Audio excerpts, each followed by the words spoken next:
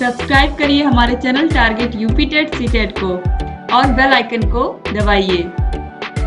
Hello friends, मैं रेनू स्वागत करती हूँ आप सभी भावी अध्यापक एवं अध्यापिकाओं का आपके अपने channel target UP TET CTET में। दोस्तों, आज की इस वीडियो में हम आपके डीएलएड 4th सेमेस्टर के सेकंड पेपर शैक्षिक प्रबंधन एवं प्रशासन के अंतर्गत राजन सीरीज के बहुविकल्पी क्वेश्चंस की सीरीज में क्वेश्चन नंबर 41 से पढ़ने वाले। क्वेश्चन नंबर 40 तक हमने फर्स्ट पार्ट में पढ़ लिया है। जिन भी प्रशिक्षुओं ने अभी तक पार्ट 1 को नहीं देखा है, आप लोगों को डिस्क्रिप्शन बॉक्स और कमेंट बॉक्स में लिंक मिल जाएगी फर्स्ट पार्ट की। और आपको पता है कि आपके सभी पेपर्स को पढ़ा लिखा दिया गया है। हर एक विषय के नोट्स आपको हैंड रिटन मिलेंगे, यानी कि हाथ से लिख करके हमने नोट्स बनाए हैं आप लोग के लिए। हर एक विषय के नोट्स, हर एक विषय की वीडियोस आप देखिए, अपने 4th सेमेस्टर की तैयारी को बेहतर बनाइए। और जितनी क्लासेस आप अटेंड करेंगे, आप सिर्फ क्लासेस को देख करके भी आप बहुत अच्छा नंबर ला सकते हैं अपने फर्स्ट सेकंड पेपर में, क्योंकि बहुत ही आसान भाषा में मैंने हर एक चैप्टर को पढ़ाया है। और केवल 20-20 क्लासेस में सभी आपके खत्म भी हो गए हैं सारे के सारे सब्जेक्ट। तो आप सभी विषयों को देखिए, अपनी तैयारी को बेहतर बनाइए और जहाँ कहीं कोई भी समस्या आ रही है हमसे बताते रहिए। दोस्तों, आप चलिए क्वेश्चन नंबर 41 से कर लेते हैं। तो क्वेश्चन नंबर 41 है, विद्यालय के अभिलेखों का मुख्य उद्देश्य क्या होता है? जो विद्यालय में अभिलेख होते हैं अलग अलग प्रकार के, आपको पता है विद्यालय में शिक्षक डायरी होती है, विद्यालय में अध्यापक उपस्थिति पंजिका, विद्यार्थी उपस्थिति पंजिका होती है, लॉग बुक होती है। इन सभी के बारे में आप लोगों ने पढ़ा हुआ है। तो इन सभी अभिलेखों का क्या यूज होता है? पत्र व्यवहार पंजिका होती है। तो इन सभी अभिलेखों का क्या उद्देश्य होता है? दंड का साक्ष्य, आवश्यक सूचनाओं का रख रखाव, अनियमितताओं की जानकारी या फिर निरीक्षण में सहयोग। दोस्तों, विद्यालय में अभिलेखों का जो मुख्य उद्देश्य होता है वो होता है कि आवश्यक सूचनाओं का रख रखाव करना। विद्यालय में कौन आया, कौन गया, इसके अलावा विद्यालय में जितने बच्चे पढ़ रहे हैं सभी की सूचना।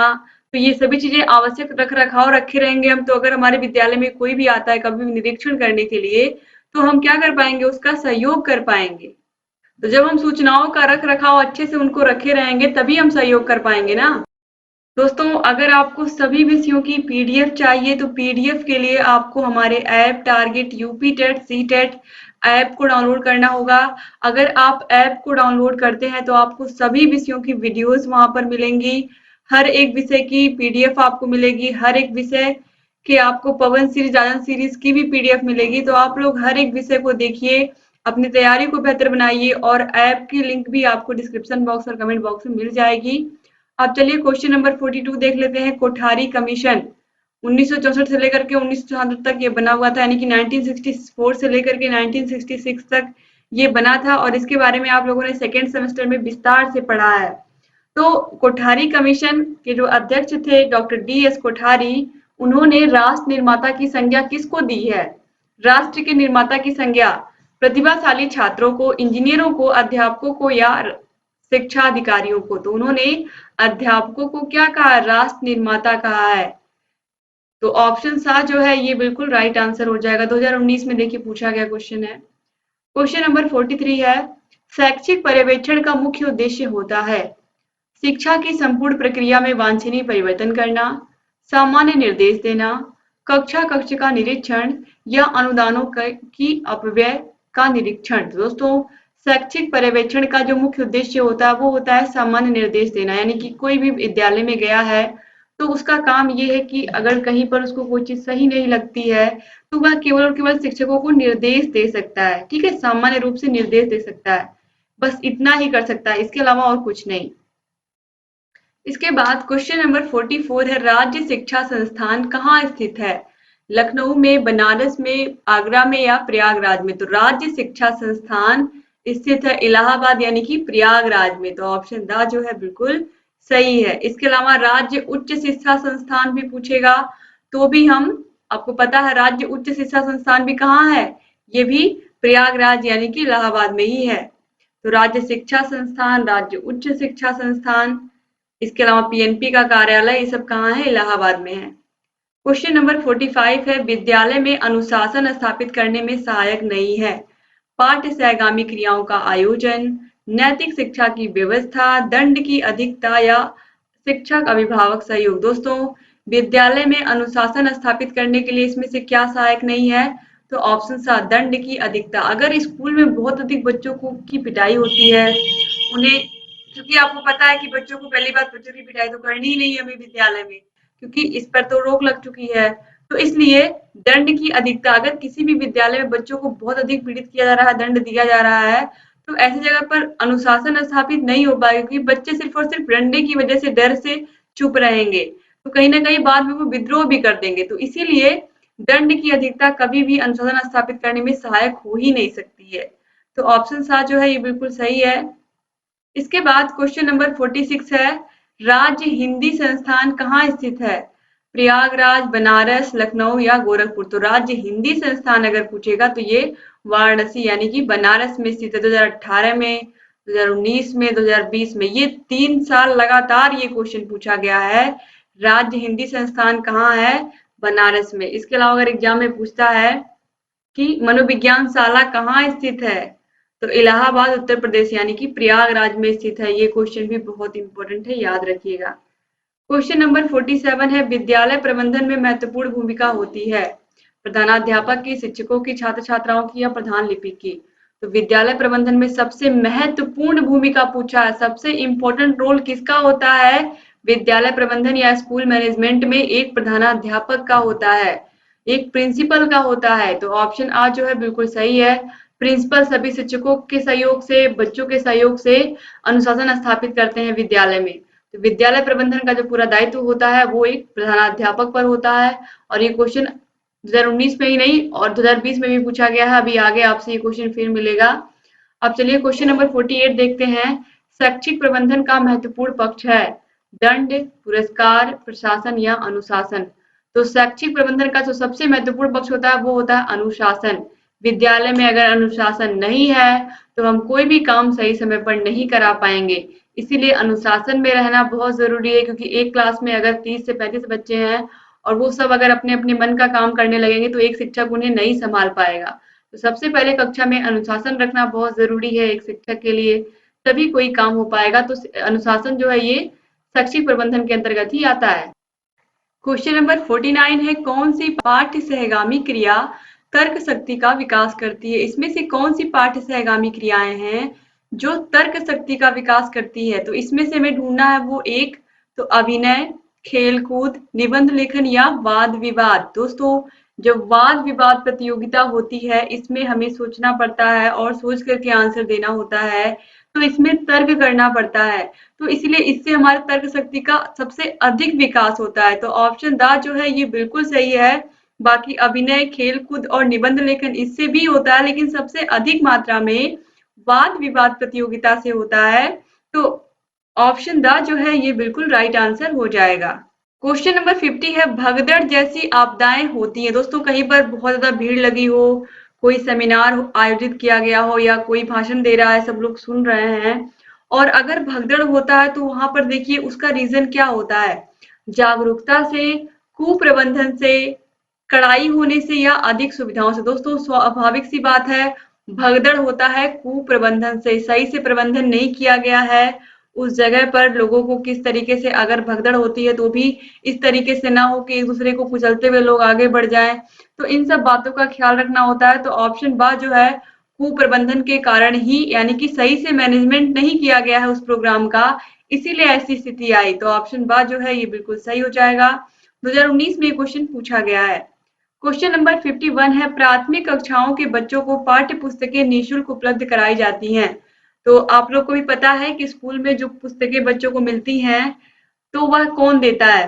खासकर प्राइमरी के बच्चों को भारत सरकार द्वारा, राज्य सरकार द्वारा, जिला विशिष्ट शिक्षा अधिकारी द्वारा या अभिभावक द्वारा? स्वाभाविक सी बात है, उसको कौन देता है? राज्य सरकार देती है। और अनुच्छेद 21 ए में यही बात कही भी गई है कि 6 से लेकर के 14 वर्ष तक के सभी बच्चों को निःशुल्क और अनिवार्य शिक्षा देना राज्य का दायित्व है।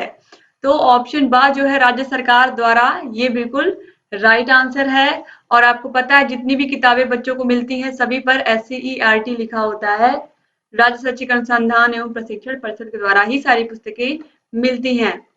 क्वेश्चन नंबर 52 है, लर्निंग कॉर्नर द्वारा बच्चों में गुण विकसित होता है? स्वयं द्वारा अवलोकन करने का, स्वयं द्वारा अवलोकन करने का, निरीक्षण करने का, निष्कर्ष निकालने का या उपयुक्त सभी का? दोस्तों, यहाँ पर राइट आंसर हो जाएगा ऑप्शन द, उपयुक्त सभी का। क्वेश्चन नंबर 53 है परिषदीय प्राथमिक विद्यालयों की कक्षा 2 में निर्धारित कुल पाठ्य पुस्तकें कितनी हैं? तो कक्षा कक्षा 1 यानी कि क्लास 1 में याद रखिएगा, क्लास 1 में एक किताब और क्लास 2 में दो किताब, यानी कि क्लास 1 में 1, क्लास 2 में 2, यानी कि कक्षा 1 में एक किताब, कक्षा 2 में दो किताब लगती है। एग्जाम में बार बार पूछा गया, देखिए 2017 में ये क्वेश्चन पूछा गया है, तो सिर्फ और सिर्फ दो किताब लगती है कक्षा 2 में, तो ऑप्शन बा जो है ये बिल्कुल राइट आंसर हो जाएगा। क्वेश्चन नंबर 54 है सामान्य रूप से विद्यालय में कुल कितनी प्रकार की समय सारणी बनाई जाती है? तो 1, 2, 3 या फिर 4।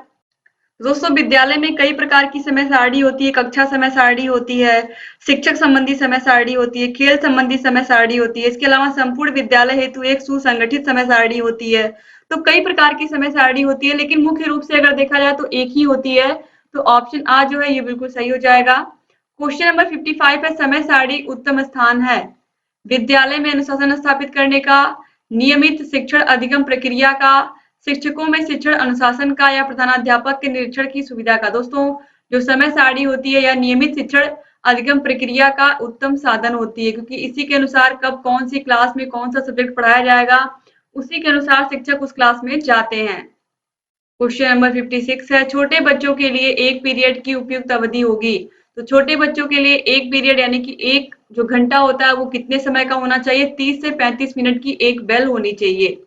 क्वेश्चन नंबर 57 है सभी अभिलेख होने चाहिए। सही, वैध, विश्वसनीय। स्कूल में जो भी अभिलेख होते हैं, जितनी भी निरीक्षण पंजिका या जो भी चीजें होती हैं, लॉग बुक होती है, इसके अलावा जो भी अभिलेख होते हैं बच्चों की उपस्थिति पंजिका, शिक्षकों की उपस्थिति पंजिका, ये सभी में अभिलेख जो होने चाहिए वो बिल्कुल सही होने चाहिए, वैध होने चाहिए और विश्वसनीय होने चाहिए। ऑप्शन द बिल्कुल सही है। क्वेश्चन नंबर 58 है जिला समन्वयकों के पद सृजित किए गए हैं। अध्यक्ष ग्राम शिक्षा समिति के अधीनस्थ, जिला बेसिक शिक्षा अधिकारी के अधीनस्थ, जिला अधिकारी के अधीनस्थ या जिला विद्यालय निरीक्षक के अधीनस्थ। दोस्तों जिला समन्वयकों के पद सृजित किए जाते हैं जिला बेसिक शिक्षा अधिकारी के अधीनस्थ। क्वेश्चन नंबर 59 है विद्यालय प्रबंधन के अंतर्गत किस संगठन का समन्वय नहीं होता है? वित्तीय संसाधन, भौतिक संसाधन, मानवीय संसाधन या उपयुक्त सभी। दोस्तों राइट आंसर यहाँ पर है ऑप्शन आ वित्तीय संसाधन। खासकर प्राइमरी स्कूलों की अगर मैं बात करूं तो दोस्तों ग्रांट कहीं से भी मिल सकता है, सरकार से तो मिलता ही है, लेकिन आसपास के समुदाय से या ग्राम प्रधान के द्वारा, तो इसलिए इसका जो संगठन है वो समन्वय नहीं हो पाता है, यानी कि जैसे जैसे पैसे आते हैं उसी के अनुसार हमें कि कैसे उस पैसे को खर्च करना है, किस जगह पर विद्यालय में लगाना है, तो ये बातें हमें समय के साथ साथ ही मैनेज करनी पड़ती हैं। बाकी भौतिक संसाधन स्कूल में, मानवीय संसाधन, इनका प्रयोग हम ऑलरेडी व्यवस्थित तरीके से कर लेते हैं पहले ही। क्वेश्चन नंबर 60 है विद्यालय में शिक्षण के अलावा बच्चों में विकास हेतु विशेष ध्यान दिया जाना चाहिए। गणित विषय पर, अंतर्निहित गुणों पर, अंतर्निहित शक्तियों पर या अंतर्निहित गुणों एवं शक्तियों पर। यहाँ पे कहा गया है कि विद्यालय में जो बच्चे आते हैं उन्हें हिंदी, इंग्लिश, विज्ञान, गणित, इन सभी विषयों का ज्ञान तो हमें बच्चों को देना ही है। इसके अलावा बच्चों के अंदर जो अंतर्निहित गुण है, जो शक्तियां, अगर कोई बच्चा गाने में अच्छा है यानी कि सिंगिंग अच्छा करता है तो उसे उस क्षेत्र में आगे बढ़ाए। अगर कोई बच्चा डांस अच्छा करता है तो उसको उस क्षेत्र में हम आगे बढ़ाने की कोशिश करें। जो बच्चे के अंदर गुण है और शक्तियां हैं उनको भी हम बाहर निकालने का प्रयास करें।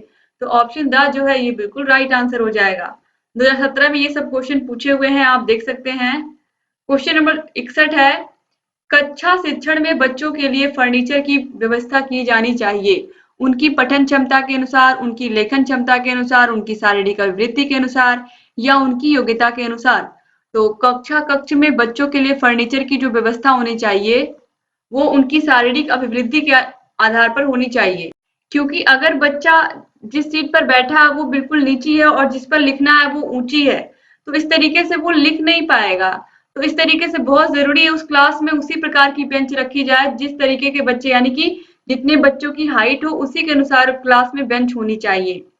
क्वेश्चन नंबर 62 है अधिगम प्रबंधन का महत्वपूर्ण पक्ष है अनुशासन, दंड, डांट फटकार या प्रशासन। तो अधिगम प्रबंधन का महत्वपूर्ण पक्ष होता है अनुशासन। तो ऑप्शन आ जो है ये बिल्कुल सही है। ऑलरेडी आपने देखा भी है कि अधिगम प्रबंधन का महत्वपूर्ण पक्ष अनुशासन होता है, इससे पहले भी। क्वेश्चन नंबर 63 है मान्यता के अनुसार बच्चों के अधिक नजदीक कौन होते हैं? उनके पिता, माँ, शिक्षक या भाई बहन। तो हम सभी जानते हैं कि बच्चा सबसे नजदीक अपनी माँ के होता है, तो ऑप्शन बा जो है ये बिल्कुल राइट आंसर हो जाएगा।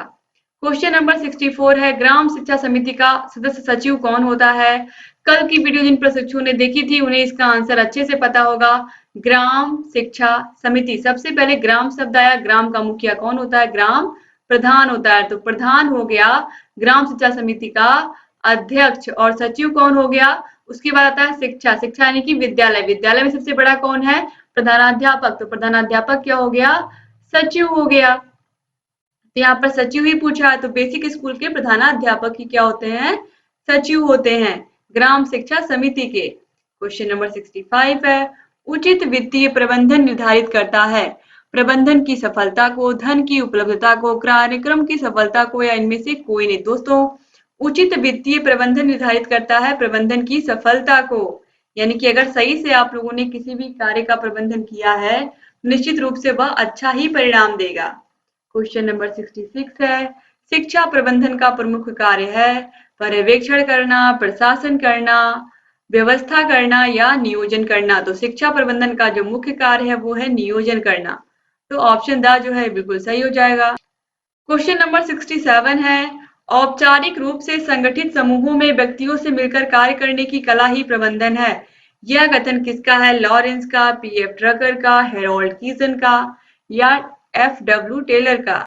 दोस्तों, राइट आंसर यहाँ पर है ऑप्शन सा, हेरोल्ड कीसन का। क्वेश्चन नंबर 68 है, विद्यालय प्रबंधन में महत्वपूर्ण भूमिका होती है। दोस्तों, ये क्वेश्चन आपने पीछे देखा है।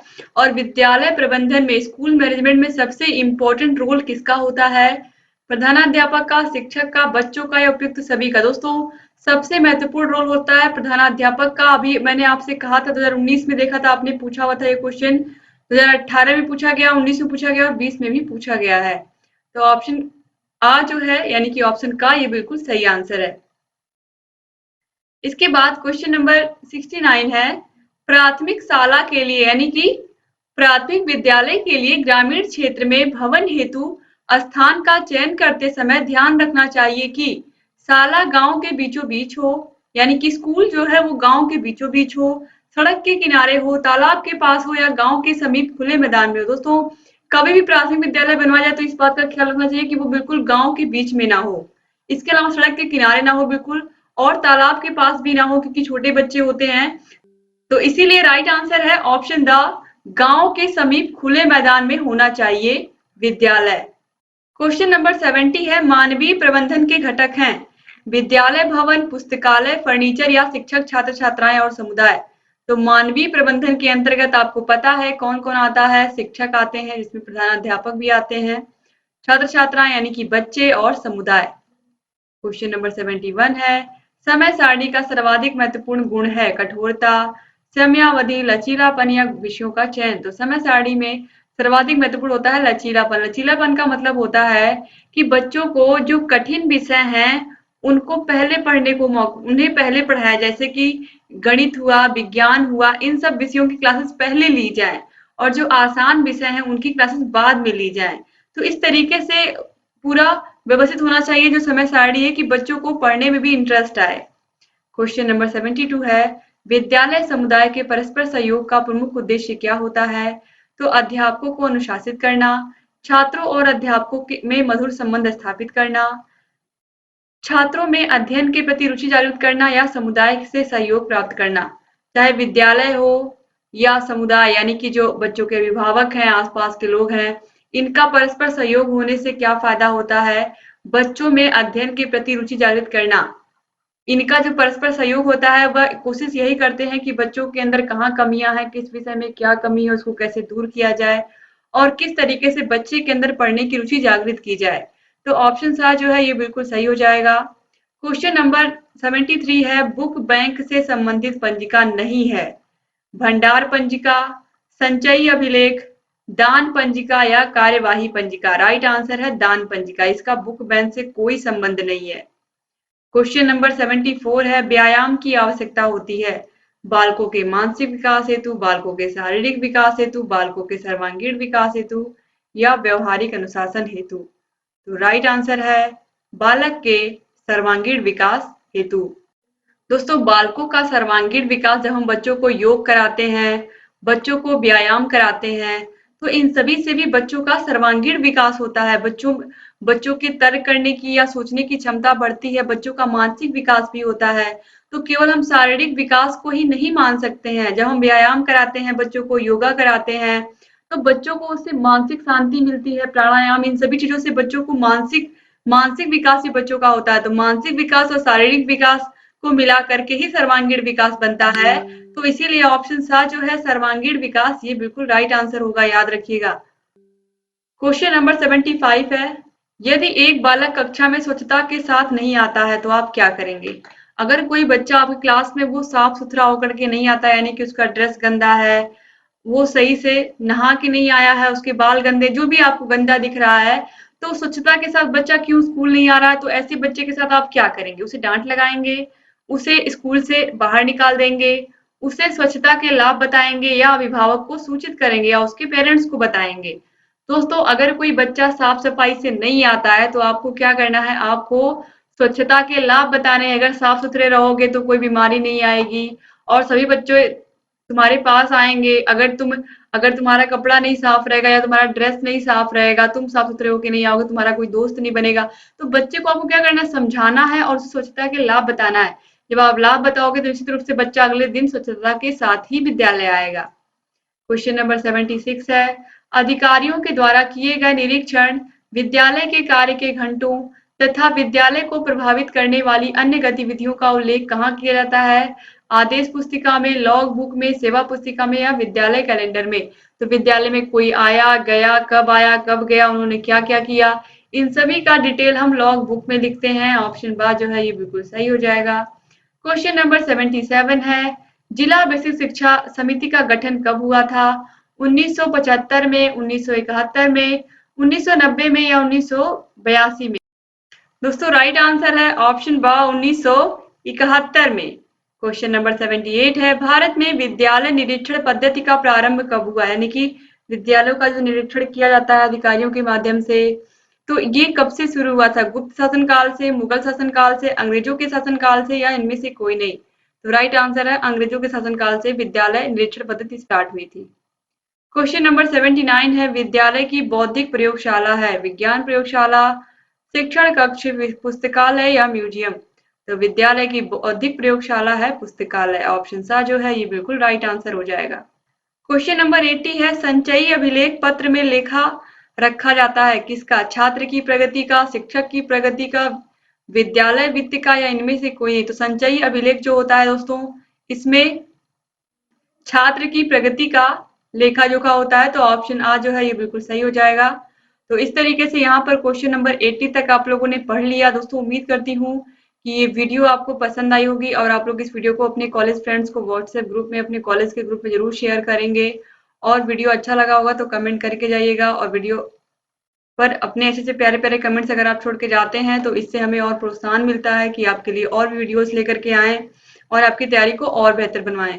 डिस्क्रिप्शन बॉक्स और कमेंट बॉक्स में आपको 8 के 8 विषयों की लिंक मिल जाएगी। हर एक विषय को आप पढ़िए, हर एक विषय की तैयारी करिए, आपको सभी विषयों की वीडियोस मिल जाएंगी। और आपको पता है, अगर आपको सभी विषयों की पीडीएफ चाहिए तो पीडीएफ के लिए आपको हमारे app target UP TET C TET app को डाउनलोड करना पड़ेगा। यहाँ ऊपर आई बटन पर भी क्लिक करके आपको सभी वीडियोस की लिंक मिल जाएगी। और जहाँ कहीं कोई भी समस्या आ रही है हमसे बताते रहिए। अगर चैनल को अभी तक हमारे सब्सक्राइब नहीं किया है तो प्लीज सब्सक्राइब करिए। ये आपका सेकंड पार्ट हो गया, इसके बाद कल आपको इसका थर्ड पार्ट भी मिलेगा। तो उम्मीद करती हूँ कि आप लोगों को ये पूरी सीरीज अच्छी लग रही होगी। पवन सीरीज, राजन सीरीज दोनों हम सॉल्व करवाते हैं, वो विकल्पीय लघु क्वेश्चन, ताकि आपकी तैयारी और अच्छी हो पाए। दोस्तों, मिलते हैं नेक्स्ट वीडियो में, तब तक अपना ख्याल रखिएगा, अपनी फैमिली का भी ख्याल रखिएगा और चैनल से ऐसे ही बने रहिएगा। जय हिंद।